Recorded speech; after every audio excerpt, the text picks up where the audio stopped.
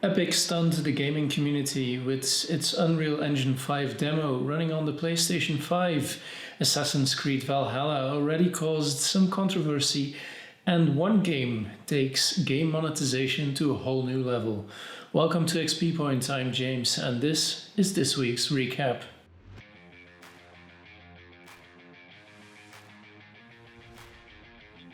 Epic shocked the gaming community with their Unreal Engine 5 tech demo this week. The demo that was running in real time on PlayStation 5 showcased two brand new technologies that could reshape the way games are being rendered. The first one was Nanite. To put it in layman terms, Nanite makes it possible for developers to import super high quality models straight into Unreal Engine. That includes anything from ZBrush sculpts to photogrammetry scans to CAD data. All of that without any loss of quality. And that's how Epic was able to show us these super realistic rocks and those amazingly detailed statues.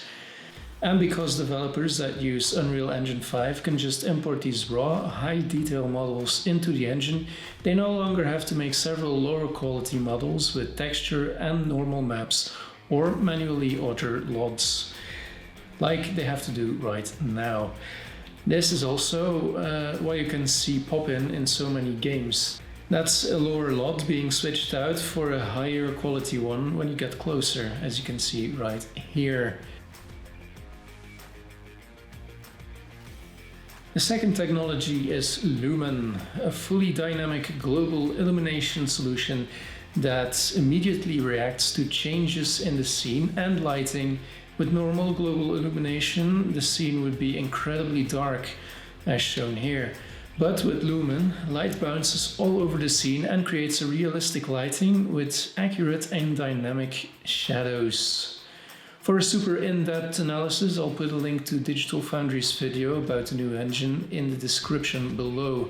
It's really worth a watch if you'd like to know more about how all of this works, and well, my knowledge of engines and game development is not nearly enough to explain all of this properly. Epic has announced that Unreal Engine 5 will be available early 2021, so we probably shouldn't expect any games using these technologies before somewhere in 2022. Epic also announced that the use of their Unreal Engine will still be free until the developer has made $1 million in revenue. Only then they'll have to pay Epic royalties for using the engine. The PlayStation 5, meanwhile, should, according to rumors, get its very own showcase at the start of July.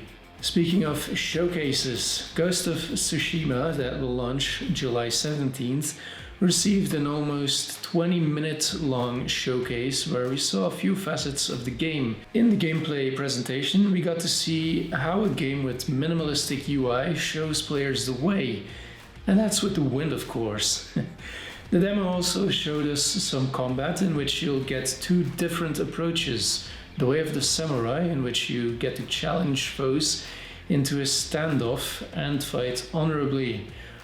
Or the way of the ghost, where you get to play dirty and prey on the fear of your enemies. I know how I'll be playing that game. Anyway, Ghost of Tsushima will also let you customize Jin, the main character, with different types of clothing, armor, and even let you pick their color. Besides looking different, every type of armor or clothing comes with a perk. But you won't only be able to customize Jin, you'll be able to customize the game as a whole, with an optional Japanese voice track and a black and white samurai cinema mode. To round things up, Ghost of Tsushima also has a very extensive photo mode where you can't only make pretty screenshots, but also make little video clips where you can change the time of day, change the wind direction, and even add falling leaves or fireflies. Ghost of Tsushima will launch exclusively on PlayStation 4 July 17th. Ubisoft has announced that Assassin's Creed Valhalla will only run at 30 frames per second on all consoles, even the next-gen Xbox Series X and PlayStation 5. And that bit of news came as a bit of a shock, since Xbox touted that their brand new console would hit 4K gaming at 60 FPS with ease and could even handle some games at a high refresh rate of 120 frames per second.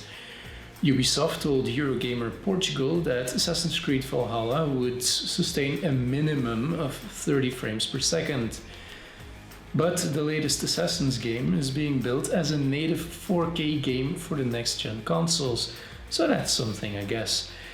Also, in Ubisoft's defense, I believe it was Digital Foundry that showed that you could play Assassin's Creed Odyssey on a PC with an RTX 2080 Super in 4K at 45 frames per second. And that's a graphics card that costs around 800 euros. So I guess it's not really a big surprise that a $500 or euro console should only be able to hit 30 FPS on 4K. Anyway, Microsoft has also responded, stating developers always have the flexibility in how they use the power, so a standard or common 60 FPS is not a mandate. I have to admit that I'm a bit disappointed by all this, because when you have played games at a solid 60 FPS, it can be hard to go back to that 30. Great news for skate fans, because Activision has announced Tony Hawk Pro Skater 1 and 2, a remaster for the first two classic Tony Hawk games. The collection will feature updated visuals, all of the original levels, characters, tricks, as well as extra challenges, a more elaborate Create a Park modes, where you can share and create custom skate parks online, and there will also be a brand new online and local multiplayer mode. On top of all that nostalgic goodness, the game will also include the vast majority of the iconic Tony Hawk Pro Skater soundtracks.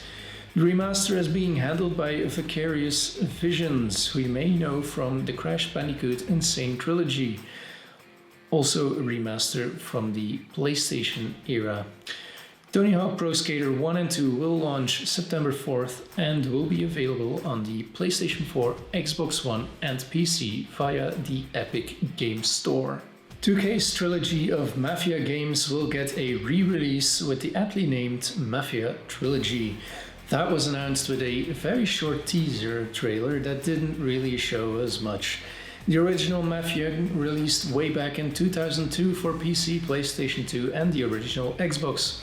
8 years later, in 2010, Mafia 2 arrived on PC, PlayStation 3 and Xbox 360. Mafia 3, the least liked one in the trilogy, launched in 2016 on PC, PlayStation 4 and Xbox One.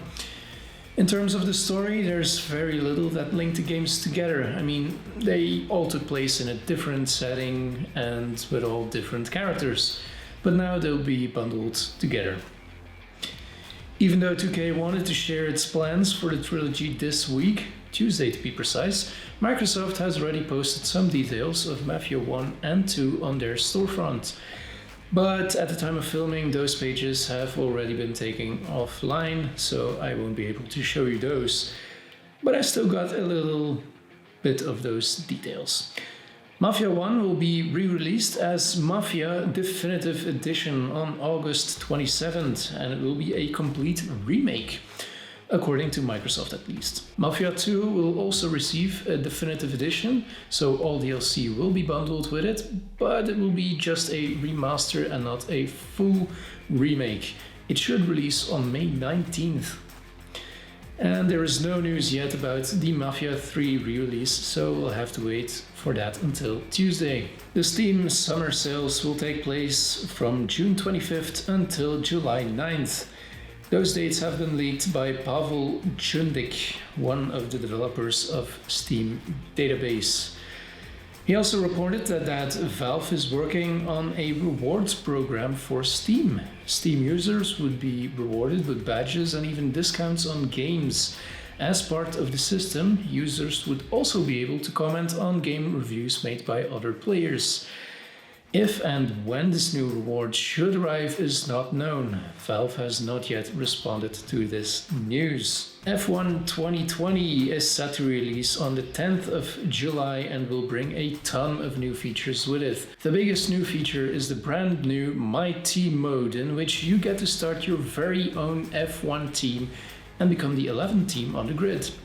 Players will be able to create their own team colors, a unique badge, sign a power unit from the current engine suppliers, customize their own liveries and race suits, and even sign major sponsors. Oh, and you get to race for your very own team. Your second driver is one you get to pick out of the F2 roster, and when your team becomes successful enough, you'll even be able to sign a true Formula 1 superstar. Besides the My Team modes, there will also be the traditional career mode where you get to race for a real team. And for the first time since, I think, F1 2014, I'm not sure, split screen local multiplayer makes a comeback. And for new players, there will also be a casual mode where the difficulty is toned down and all possible assists will be turned on.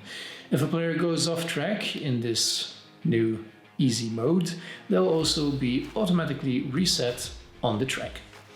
F1 2020 launches the 10th of July on PC, PlayStation 4, Xbox One and Google Stadia. When it comes to monetization, I thought I've seen it all, but then came Xaviant with the Culling Origins, a re-release of a failed Battle Royale game that takes monetization to a whole new level. The Culling is, and stick with me here because this ain't easy, a pay-to-play game. Allow me to explain. You have to buy the Culling for $5.99 and then you get one free round per day.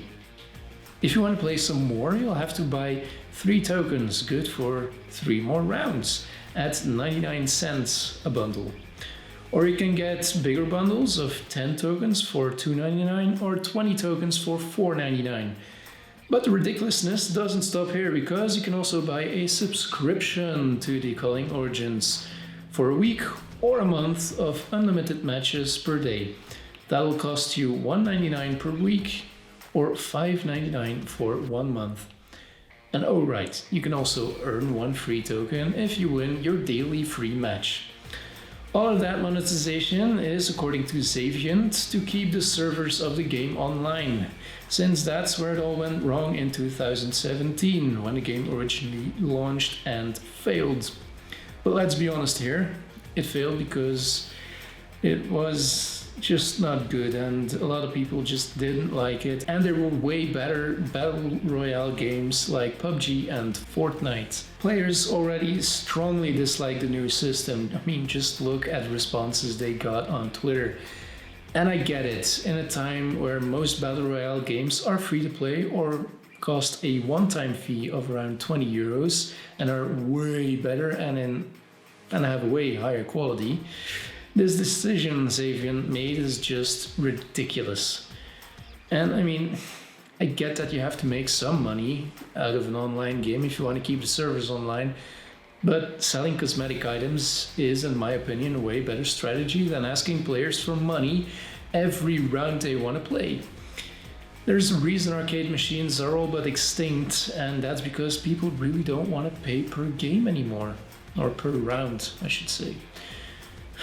Anyway, the Culling Origins is out now on Xbox if you really want to play it. That's all the news I've got for you this week. If you liked what you saw, be sure to hit that like and subscribe button. And if you didn't like it, well, you know what you can do then. See you next week, and thank you all for watching.